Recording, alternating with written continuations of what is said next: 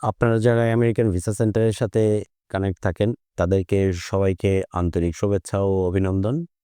আমরা American visa centre দীর্ঘ ৭ বছর যাবৎ এই স্পেশালি B1, B2 সার্ভিসটা দিয়ে আসছি।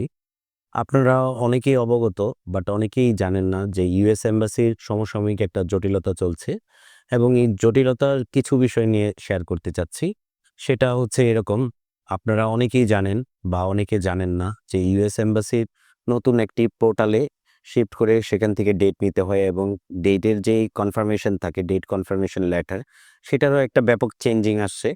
এবং আপনারা যারা ইদানিং যাদের ইন্টারভিউ এবং কিছুদিন পর যাদের ইন্টারভিউ বা অনেক পরে যাদের ইন্টারভিউ, সবার ক্ষেত্রে এই পোর্টালটাকে চেঞ্জ করে এবং নতুন যে অ্যাপয়েন্টমেন্ট লেটার, সেই অ্যাপয়েন্টমেন্ট লেটারটাকে আপনাকে প্রিন্ট করে নিয়ে যেতে হবে। তাহলে আপনি ইন্টারভিউতে কোনো ধরনের জটিলতায় পড়বেন না। সো এই বিষয়গুলো আপনি কিভাবে নতুন এই পোর্টালে শিফট হবেন পুরাতন এই পোর্টাল থেকে, সেই ব্যাপারে ইউএস এম্বাসির কিছু গাইডলাইন আছে। সেই গাইডলাইনগুলো যদি আপনারা ফলো করেন, তাহলে নতুন পোর্টালে আপনারা শিফট হতে পারবেন। এবং পাশাপাশি ইউএস এম্বাসির যে B1, B2 ভিসার আর আনুষঙ্গিক যেই কাজগুলো আছে, যেমন হচ্ছে DS-160 ফিল আপ করা, ইন্টারভিউ প্যাটার্ন, সবকিছুই অলমোস্ট সেম, আগের মতোই আছে। বাট আপনারা সকলেই জানেন যে ইউএস এম্বাসির এই ভিসা প্রক্রিয়াটা সম্পূর্ণ ইন্টারভিউ বেস একটা পদ্ধতি এবং এটা কোনো কাগজপত্র ভিত্তিক ভিসা পদ্ধতি নয়। যার কারণে এই বাকি বিষয়গুলো সবকিছুই ইউএস এম্বাসির অ্যাক্টিভিটিসগুলা আগের মতোই আছে। বাট নতুন করে এই পোর্টালটা হচ্ছে পরিবর্তন হয়েছে। বাট আপনারা যারা আসলে পোর্টাল এখনো পরিবর্তন করেননি, তারা প্রত্যেকে আসলে পোর্টাল পরিবর্তন করে নিবেন এবং পরিবর্তন কিভাবে হবে সেই ব্যাপারে আমরা একটু বেসিক ধারণা দেওয়ার জন্য চেষ্টা করি। সেটা হচ্ছে নতুন যেই DS-160 কনফার্মেশন লেটার এবং এটার কনফার্মেশন একটা নাম্বার থাকে, আপনারা জানেন, এবং এই নাম্বারটা হচ্ছে পোর্টালের মধ্যে থাকে। সেই পোর্টালের মধ্যে এটাকে চেঞ্জ করতে হবে নতুন পোর্টালে এবং নতুন পোর্টালে যখন আপনি যাবেন, ঠিক আছে? এখানে ফার্স্ট হচ্ছে আপনাকে আইডি নাম্বার দিতে বলবে।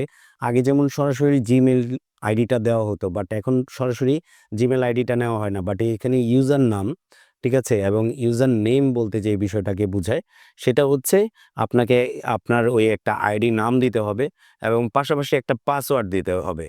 এবং এর পরবর্তী যেই ধাপগুলো থাকে, এটা যখন আপনি কমপ্লিট করবেন, তখন হচ্ছে ইউএস এম্বাসি আপনার মেইলে 6 ডিজিটের একটা পাসওয়ার্ড দিবে বা একটা কোড দিবে। সেটা যখন আপনি দিবেন, তখন আপনার এই পোর্টালটা অনেকটা ঠিক হয়ে যাবে এবং পাশাপাশি ডেট নেওয়ার ক্ষেত্রে ৩ টা সিকিউরিটি কোয়েশ্চেন থাকে এবং এই ৩ টা সিকিউরিটি কোয়েশ্চেন আপনি কি দিচ্ছেন এবং সেই দিকে আপনাকে সবসময়ই লক্ষ্য রাখতে হবে এবং সেটা আপনাকে কোথাও নোট আউট করে রাখতে হবে এবং সেটা যদি করেন, আপনি যদি ভুলে যান, তাহলে আবার নতুন করে একটা জটিলতায় পড়বেন।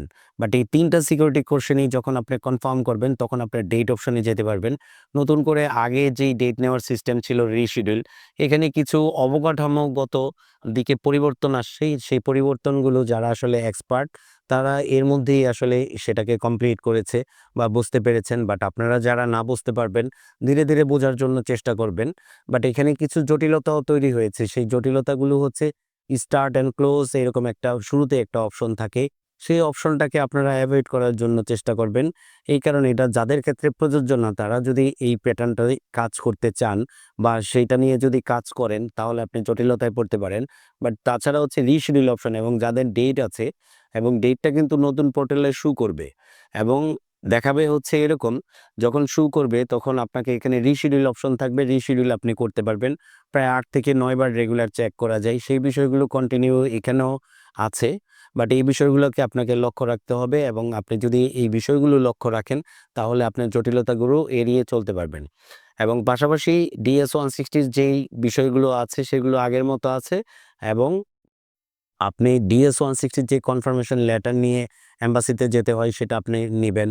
প্লাস হচ্ছে নতুন পোর্টালের হচ্ছে ডেট কনফার্মেশন লেটারটাও কিন্তু আপনাকে প্রিন্ট করে নিয়ে যেতে হবে।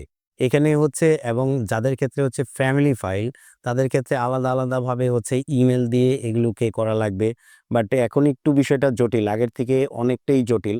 বাট আপনারা যারা কোনো ব্যাপারে, এইসব ব্যাপারে যদি না বুঝতে পারেন, আমাদের সহযোগিতা নেওয়ার জন্য চেষ্টা করবেন। বাট আমরাও সহযোগী হিসাবে আপনাদের পাশে থাকতে চাই।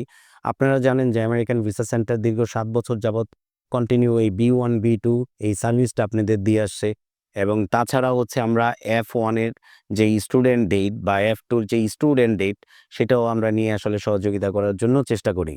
সো আপনারা সবাই ভালো থাকবেন, সুস্থ থাকবেন, সুন্দর থাকবেন। আশা করি আপনাদের জটিলতাগুলো এভয়েড করে আপনি একটা ভালো রেজাল্টের দিকে বা ভালো লক্ষ্যর দিকে পৌঁছাবেন ইনশাআল্লাহ। আল্লাহ হাফেজ, ভালো থাকবেন।